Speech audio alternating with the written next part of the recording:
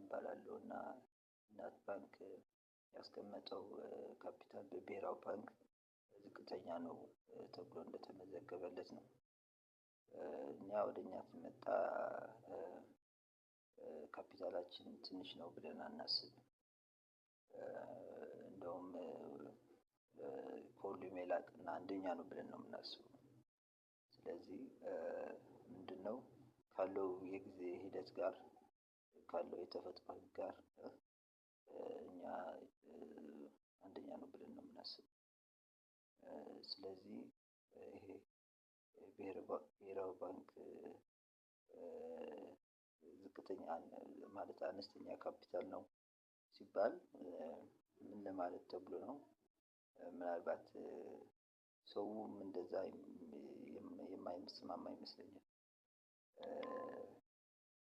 ምክንያቱም በዝቅተኛ ካፒታል የሚኖር ሰው ወይም አለ ያላምንም ወይ ደግሞ አይቀበለውም ብዬ አምናለሁ። ስለዚህ በዚህ ምክንያት ነው። ስለዚህ በዛ ነው ዝቅተኛ ካፒታል እኔ ስለማላምን ማንም ያምናል ብዬ አላስብም። ስለዚህ በዛ በኩል ለምን በኢትዮጵያ ውስጥ ወይም በትግራይ ህንጻጽ ያለው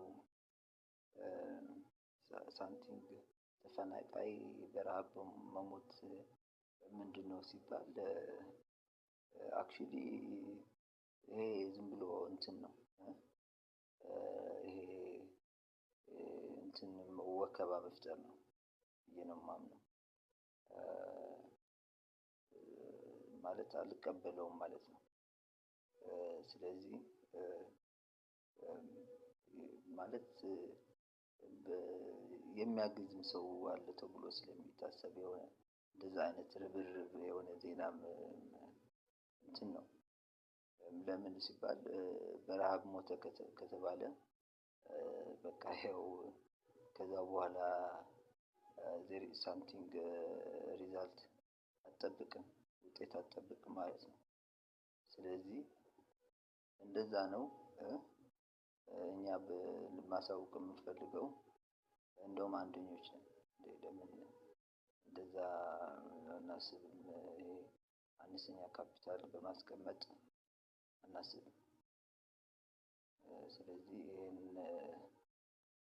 አጽንተን ለመናገር ነው እና ለዚህ ነው። አመሰግናለሁ።